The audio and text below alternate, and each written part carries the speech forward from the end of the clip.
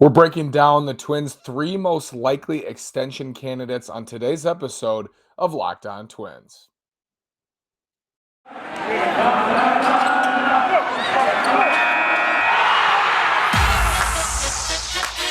You are Locked On Twins, your daily Minnesota Twins podcast, part of the Locked On Podcast Network, your team every day.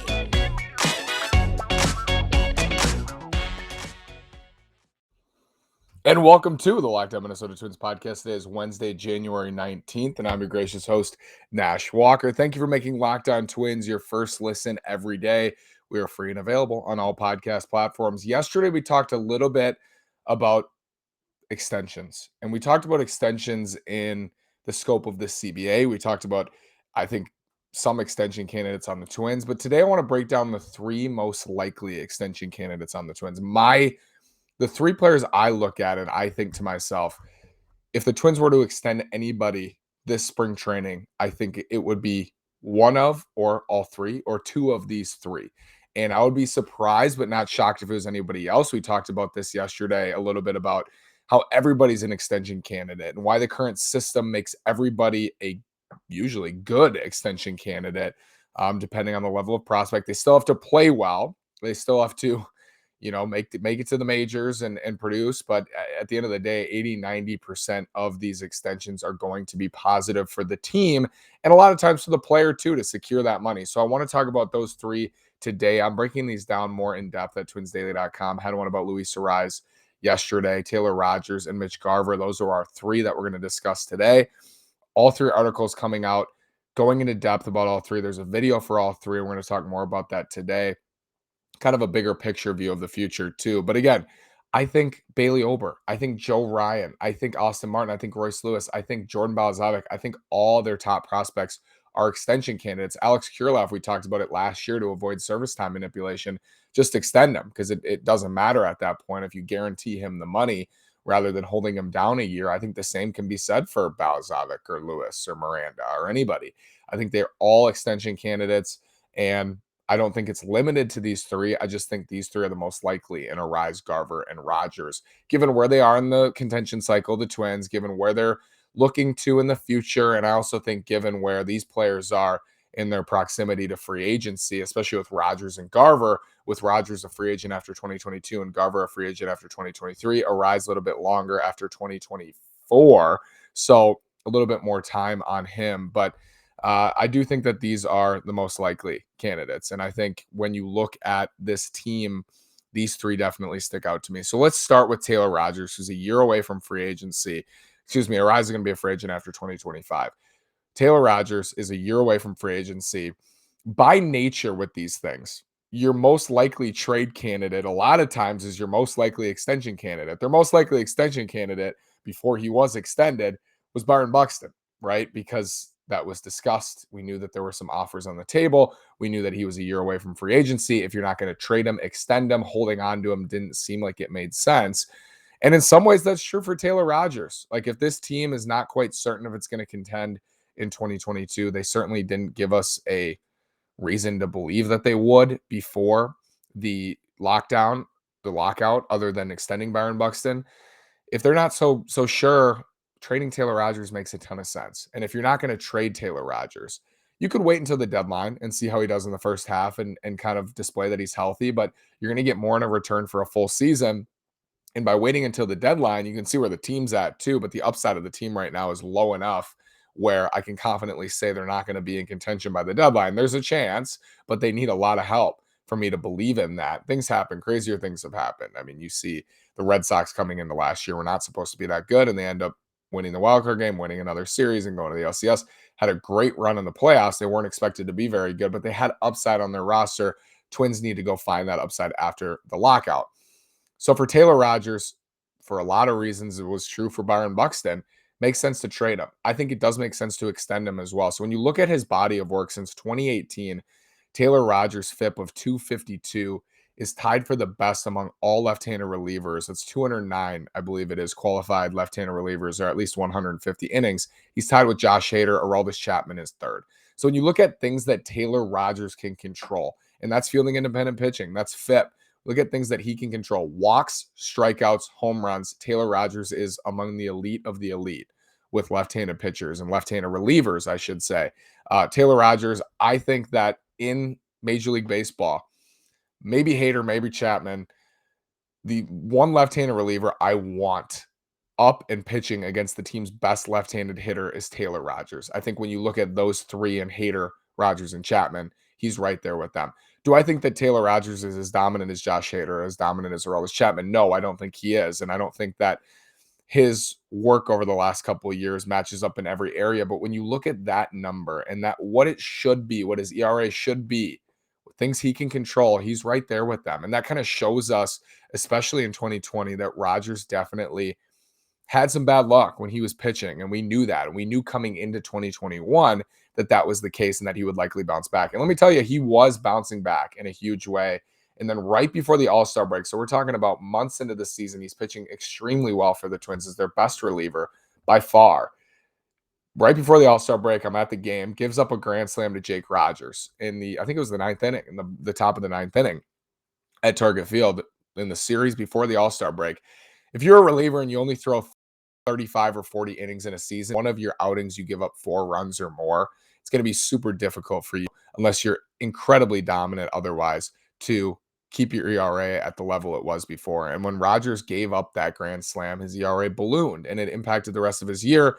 It impacted his next couple outings. The finger injury showed up and then he hit the injured list and never came back. And that was it for his season. So his overall line is not super impressive from 2021 when you look at ERA, but you look at anything else, his FIP, you look at his strikeout rate, you look at the walk rate.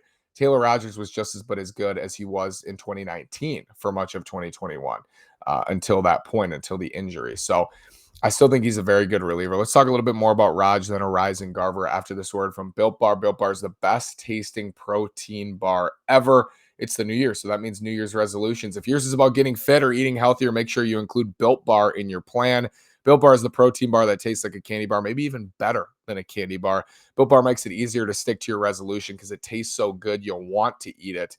You want to eat healthy, but it just gets so boring. By like week 3, you might be thinking, this is just not worth it. Where's the chocolate? Here's an idea. Go to Built.com, use promo code LOCKED15 and get 15% off your order. Use promo code LOCKED15. That's LOCKED15 for 15% off at Built.com. My family loves Built Bar. Built Bars are delicious. Built Bars are healthy. Go get yourself a Built Bar. Built.com, promo code LOCKED15. Thank you again for making Locked On Twins your first listen every day. We are free and available on all podcast platforms. Taylor Rogers, I think, is a good extension candidate because I believe that he will get back to who he was in 2019, in 2018 with a healthy 2022. I'm confident in saying that. And I said that last year too, and he pretty much did it outside of those last couple outings. So, and especially the Grand Slam outing, but I just don't think he was healthy at that point at the end of his season, then gets shut down. But, you know, with relievers and with the Twins and with this front office, we know that they don't like doing that. They didn't do it with Trevor May, even though he was a homegrown reliever and was kind of rounding into form at that point. Didn't sign him. New York Mets signed him. I think it was 2 years, $15 million. So whether they would give Rogers a multi-year deal is a question. I think he's beloved by the team. I think he's beloved by the fan base. He's the MLB PA player rep. I think there's a lot of reasons to extend him. The main reason I wouldn't is because he's a reliever, and you never know. They burn bright, they fade. We know that. And no reliever is a sure thing, really. Taylor Rogers is not an exception to that. Let's talk about Mitch Garver, who's 2 years away from free agency. Garver, another interesting case, and I think another strong extension candidate for the Twins. He's in his 30s now, and as a catcher, that's concerning. You know, you don't want to extend a catcher into their 30s usually. But I'll tell you something. Mitch Garver as a DH over the last 3 years is a super valuable bat. And I know he struggled in 2020, but when you combine his last 4 seasons, even back to 2018, if he was a DH for most of those, he's still a productive bat. The fact that he was a catcher was almost a bonus. And the fact that he's become a strong defensive catcher, been a plus catcher since a terrible 2018 season behind the dish, and is in the 93rd percentile in framing as recent as 2021, is a bigger bonus. It's such a bonus that Mitch Garver is a catcher and that he rakes as a catcher and that he got back to raking in a shortened 2021, again, by injury. And that's the concern with an extension for him is injury. How is he going to age? Is he going to be able to catch? Because if you extend him, the value that you're going to get for him is going to be as a catcher. Now, I would argue that if you extended Mitch Garver for 4 years and 40 million average annual value of 10 million, the same deal that James McCann got from the Mets, I would argue that if Garver DH'd for a majority of those 4 years, you're still going to get strong value on him. Or if he plays first base, we know Kirilloff and Sano are at first, and it's kind of a logjam there a little bit. Twins seem like they have a lot of first basemen. Miranda plays a little first. We know that Donaldson might play a little first in the next couple of years, but I think Garver makes a ton of sense. I think he does, and I'm bought back into him in 2021 after a brutal 2020 when he's on the fastball.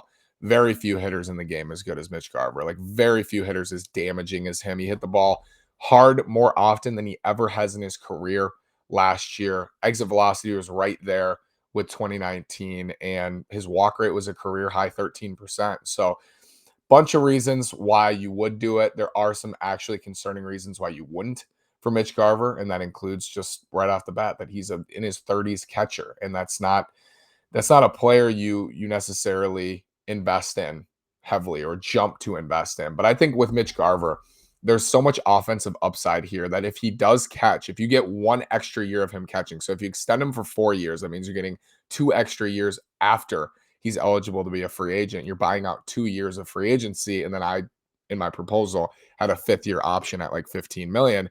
If he catches 3 out of those 4 years, a majority of his appearances are as a catcher, and he's relatively healthy in the next 3 years out of 4, he's going to give you the value of 4 years and 40 million and probably a ton more, because I believe in his bat. And I believe that he's going to continue to do damage at the plate over the next couple of years. So if he goes out there in 2021, catches 100 games, DHs in a bunch of games as well, because I think you will against lefties. Now that Nelson Cruz is gone, I think you're going to see Garver and Jeffers in the lineup against lefties. And he gets to 500, 550 plate appearances, and he has the year I think he's capable of having again, and I think that he's likely to have again. I think you're going to see him get back to that same level, and I think you're going to see him get to the level we're used to seeing from him, or we got used to seeing over the last couple of years for Mitch Garver. So that's my spiel on him. I think he, among the 3, is the best extension candidate, because I do think that you're most likely to get excess value out of a contract extension for Mitch Garver because his offensive upside really is there. Twins' future at catcher is probably Ryan Jeffers and Ben Rortvedt. Rortvedt is a number 3 catcher, probably more desirable. But if you were to extend Mitch Garver, you could probably trade Ryan Jeffers. It makes you able to do other things. But I think he's an interesting extension candidate. Let's talk about Luis Arraez after this word from BetOnline. BetOnline is the fastest and easiest way to bet on all your favorite sports. There's really no better time than now. These next couple months, it's just NFL playoffs. Baseball starts up, March Madness. You got the NHL playoffs, the NBA playoffs. It's all coming up, and you're going to want in on the action. BetOnline is great. BetOnline.ag has a new platform, a new mobile website. Get a 50% welcome bonus on your first deposit and use the promo code LOCKED15.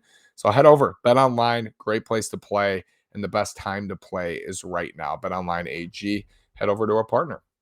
So Luis Arraez is my 3rd most likely extension candidate for the Twins heading into spring training.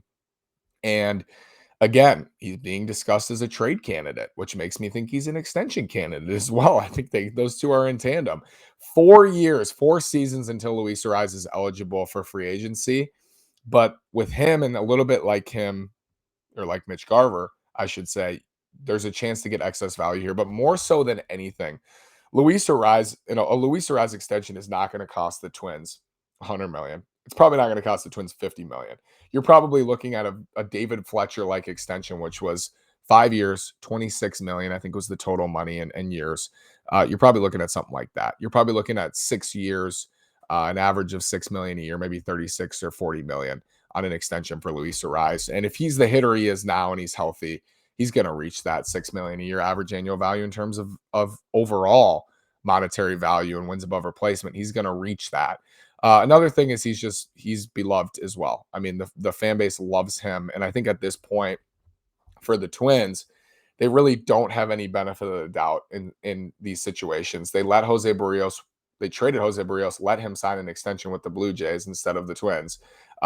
they've made some decisions that are questionable. They've traded away strong prospects who've gone on to have success. Lamont Wade Jr., Akil Baddoo, Tyler Wells. 3 in 1 year is ridiculous. 3 in a 10 year, I think, is crazy. But to have 3 in 1 season, so my point is that they don't have much wiggle room here, and not extending Luis Arraez could end up biting them in a couple years, as it did with Jose Barrios. I think you got to do these things early, because the closer that Arraez gets to free agency, the less likely it is that he signs an extension with the Twins. And I think this is an opportunity to lock in another fan favorite. I would say on the Twins roster, if I were to run a poll, and I think the Athletic has done this before, of like, who's your favorite player? If I were to run a poll, who's your favorite player on the Twins? Number one answer would be Byron Buxton. I think the number two answer would have been Jose Barrios had he not been traded. It was Nelson Cruz. That's funny. Barrios, Cruz, and Buxton are probably the top three. But now it's Luis Arraez. I think Arraez is in that now. I think it goes Buxton, Arraez. I think it's 1 and 2 for most popular players. And I'm not saying that's a reason to extend someone, but I think it's an interesting and a unique way to prove to your fan base that you're listening, or prove to your fan base that you're trying to win, and that you're extending homegrown players, and that you're not just following this very stringent guideline, because that's what it felt like with Jose Barrios. The fact that they wouldn't extend Jose Barrios felt more to me like anything that they weren't willing to give a pitcher 5 years. They weren't willing to do that, because Barrios got 6, 1 on top of it, right? They weren't willing to do that. He might have gotten 7. He might have got an extra year. Either way, like, whatever it takes to get a deal like that, Doug. To me, that was, we just don't want to give that to anybody. And that's probably going to be the case for Taylor Rogers too. Like, we're just not going to give a multi-year deal to any reliever after Addison Reed. It's just not going to happen. And that could be for Luis Arraez as well. They don't feel that he's, going to give them as much value as they'd like in an extension. But to be this hardline, I think, can be a negative. And I think it's become a negative in the last couple off seasons. And it's discouraged fans, and I think it's pushed away fans too. So the best way to get them back, or the best way to rejuvenate a fan base, is to give them hope for the future. And by extending Luis Arraez, you're giving hope for the future. And you're also saying, listen, like, he's going to be a Twin for the next 8 years. Like, you can come to the ballpark and you're going to see Luis Arraez for the next 8 years. The knees are a concern. Of course, we know that. The defensive home is a concern.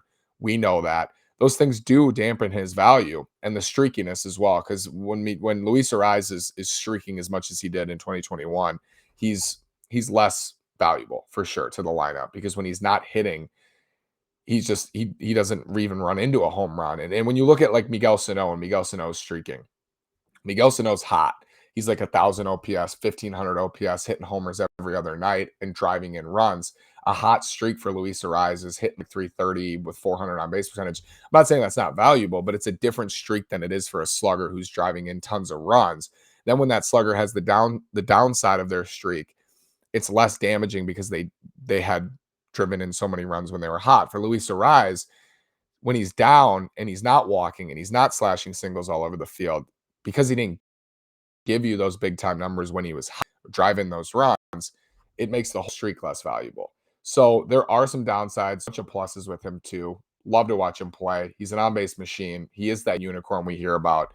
And I think it makes a lot of sense. So hope you enjoyed this one. Let me know what you think in the comments at YouTube. Follow me on Twitter at NashWalker9. Follow the show at Locked On Twins.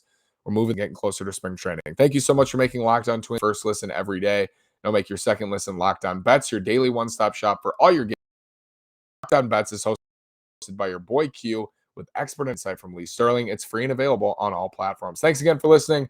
Have a great day, and go Twins.